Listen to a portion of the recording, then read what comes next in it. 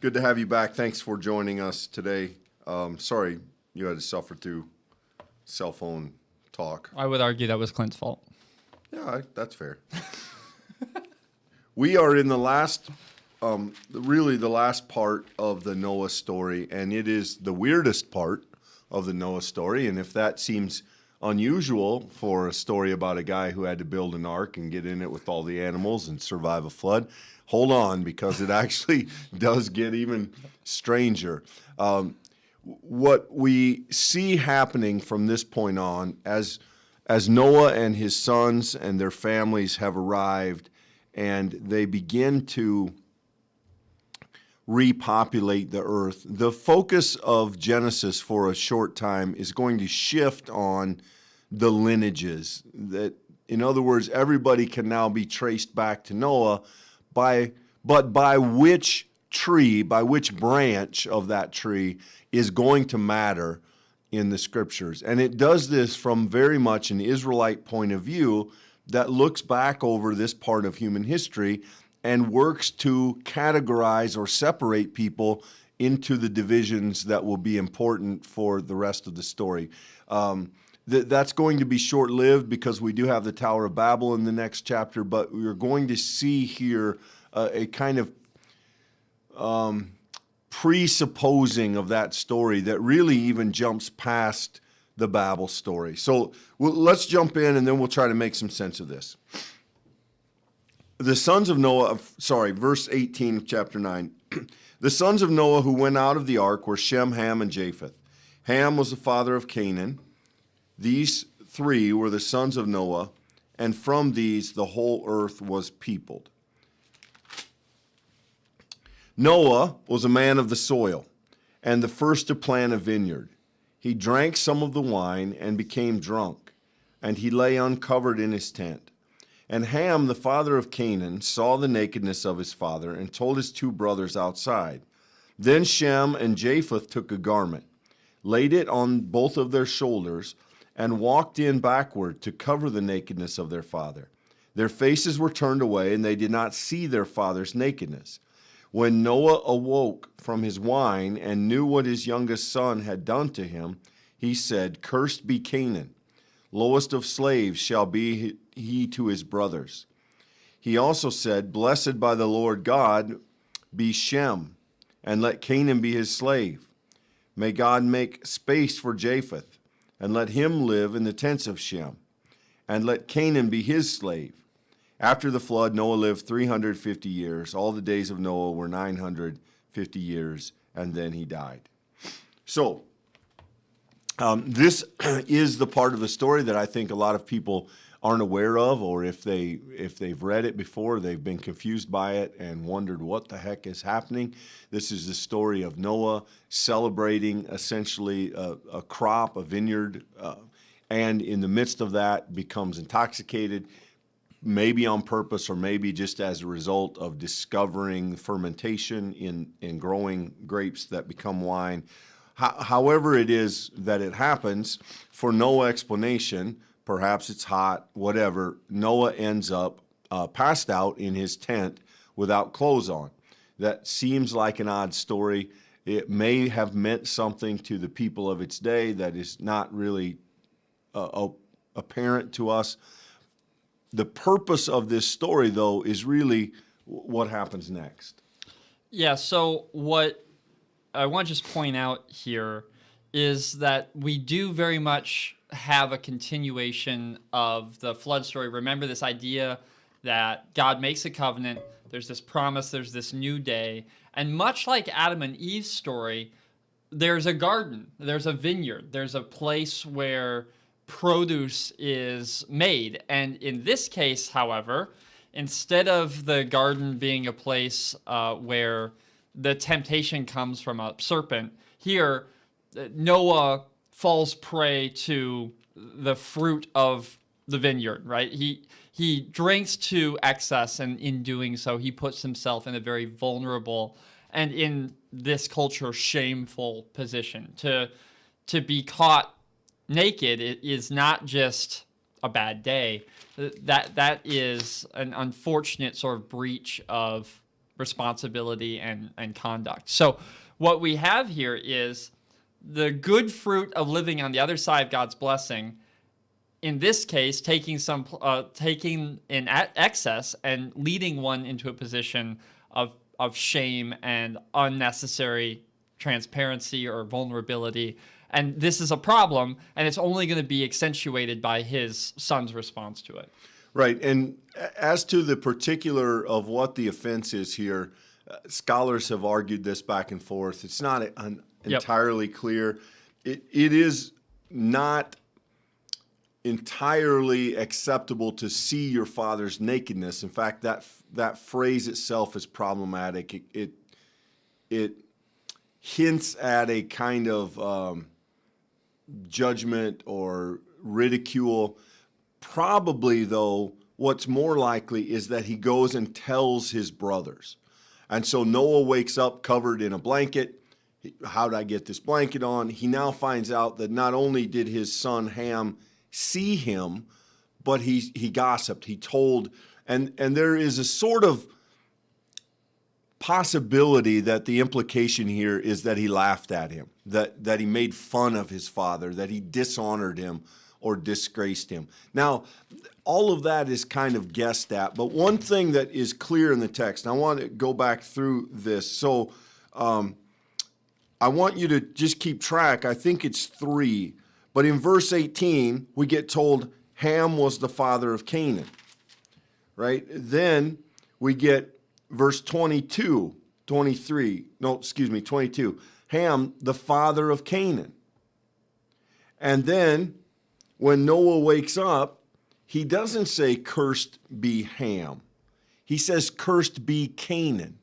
So interestingly enough, it is the text is very concerned with who Ham becomes. What is Ham's lineage? And if you know the Israelite story, who are the people that live in the land that Israel takes? Who are their primary enemies? Who is their most hated rivals? It's the Canaanites. And what does this say about the Canaanites? Oh, they're from Ham's people. And you know what Ham did. You know that those people have been cursed. You know that those people are dishonorable. You know that those people have acted in this way because they are from that guy. And there's a clear sense in which the story is telling us a lot more than what happened to Ham. The story is prefiguring a tension that lives between Israel and Canaan way, way, way down the road, and it is setting the origin of that in this narrative. Be really careful here. I want to accentuate what you had said leading into the conversation, Clint. I'd be very careful in a text that goes out of its way to not say a lot, to not fill in the gaps. The honest truth is, we do not know. Scholars go back and forth. There are huge gaps in things like, and just let me point out, notice that Noah is not censured in any meaningful way in this text. There's no sense in which we're told explicitly that Noah went beyond the bounds, that he shouldn't have drank, or that, what his son did was before God condemned. No, I mean, he's condemned, and he's cursed in this case by Noah, but that's not divine dictate. It's a very interesting text because it's clearly, you've got to at least recognize the Canaanite connection. There's this long story of the Canaanites in Scripture. We can't ignore that. And so the fact that it's here immediately following this recreation move in Genesis, and now we see the world coming, we see in some ways the enemy of the nation being given its own Genesis story. I mean, this is meaningful. But what we don't have here is any particular kind of moralism. No matter how much you want to go back and ask, Noah, what is this here, verse 24? He knew what his youngest son had done to him. Well, what was that? What was done to him? Well, what exactly is the nature of that? We don't know. That's the point. We don't exactly know. The writer didn't find it important enough to tell us that detail.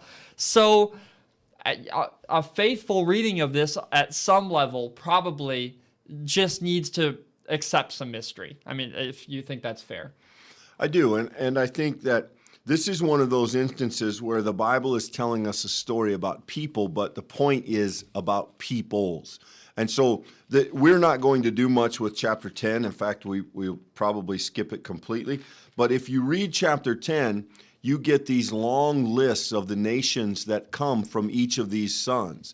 And as you go through that list, particularly in Ham's case, you see the Canaanites, you see the Egyptians, you see many of the people with whom the Israelites are going to struggle. So this is not just a story of the three sons. This is a story of who the three sons become in the evolution of people, in the population of people as cities go. This is about their lineages, and particularly it's about the flawed lineage of Ham, because he's cursed by his father for this dishonor, this thing that he did. Though we may not completely understand what that is, it is an offense, and by his own dad is he cursed, and that curse follows down his line, as it says here, let Canaan be the slave of Shem. Let Canaan be the slave of Japheth and his people. So how is it that these people groups are inferior? Because they're from Ham's line. And that's really the meta story here, told in the details of this family story. The family story is speaking far beyond the four people involved, literally to the ends of the earth and the people that populate it. Don't miss, though, here we have another child of the main character of a significant, substantial Genesis story missing the mark. We had that with Adam and Eve. Of course, their first two sons, we have the first murder occur. Here, Noah, we have God miraculously saving him. He is brought to a place of new life. In fact, he's able to grow this vineyard, right? That this is a form of God's blessing. And even in that blessing, once again, we see the children demonstrating the lasting effects of that sin that we saw demonstrated in the very beginning. I think we're not going to be surprised to find out. In fact, tomorrow, as we turn to the next sort of major, the next major story, and we look at the Tower of Babel, we're going to see that once again, Ham's story becomes writ large, in your wording, Clint, to the peoples or to a larger group. It is once again going to encircle the globe. There's once again going to be a concerted effort to try to reach God and to try to claim what's God's. So sin still exists. That's the point. God does this judgment, this flood that wipes out all the living things on the earth, but yet on the ark, there is still born this original seed of sickness, this virus that affects the deepest part of the human soul, and it lives on in these sons. The text doesn't go out of its way to make it clear to us what actions or moral sort of level is being transgressed, but nor did it in the Cain and Abel story. It wasn't entirely clear there either. Why God had found one sacrifice to be lacking over the other. Here, we don't exactly know what made Noah mad in particular, but the point was that sin continues and it will remain a problem. And this is coming to the end of this first part of the book of Genesis. We're going to transition into a different mode. And so in some ways, we're beginning to wrap up that first theme with another theme that is sort of harmonic with it. Yeah, and not to travel old ground again, but remember that there are a couple of sources present here. And so in the 10th chapter, when we get the listing of all the sons and where they go, we get a kind of restatement of that. So the 10th chapter ends with the idea that the peoples and their languages are spread upon the earth by the dissemination of Noah's sons. In the 11th chapter, we get the far more familiar version, which is the Tower of Babel, in which God has a hand in spreading people and languages. And then we go back to one of the sons of Noah, Shem, which delivers us to the character Abram. And what we learn in that transition is that Abraham and all that comes next in the nation of Israel, with Abraham as the father, is the lineage of Shem back to Noah. And again, this matters to the people who tell the story. It may not seem like it matters to us, But as they told their story, and particularly the family narrative of their story, these are important details, that it is this particular son who inevitably and eventually gives birth to the nation of Israel. And consequently, it is this other son, sketchy and cursed, who gives birth to our enemies. Yeah, and don't miss that from a Christian context, even the New Testament authors found it important to trace lineages all the way back for Jesus. So though this may not seem incredibly relevant to people who live thousands of years after Jesus, even more thousands of years after these texts were written, this is applicable because Jesus was born in a context where this was a hereditary reality, that this family tree did matter. And so as those who are engrafted, if you were with us in the Roman study, though we may not be physically related in a way that these original authors would have cared about, we are spiritually related. And so this narrative of the one who is cursed versus the one who is blessed, these things continue to have meaning. And in fact, Christian theologians have teased out in different times how they continue to have spiritual meaning. And I find that interesting and helpful, that we can come to the text, and though it may not necessarily resonate with that exact first intention, it is still applicable for the Christian to realize that there still is that one who is cursed and that one who is blessed. And what does that mean? How can we be those who are faithful, seeking to follow in the way of the one, Jesus Christ, who was eternally blessed and who has blessed all who follow him? So though it may not be a direct one-to-one sort of connection, friends, there is meaning here, and I hope it's encouraging. Yeah, it's an odd story. I personally find the odd stories interesting. It is that if you grew up in a small town, it is likely that there was some family that others referred to as, oh, well, he's a Jones boy, or he's a Lovell kid. And that carried with it a kind of explanation that was more than just information. That wasn't just about who your parents were. That was something about the character of that family. And that's what's happening in the Ham story and in the Shem story, though in a different way. And we will look at that transition tomorrow. Another story I think that you'll be familiar with tomorrow, another odd ancient story, maybe less weird than this one a little, but interesting. Thanks for being with us, friends. We will see you tomorrow. Have a good one.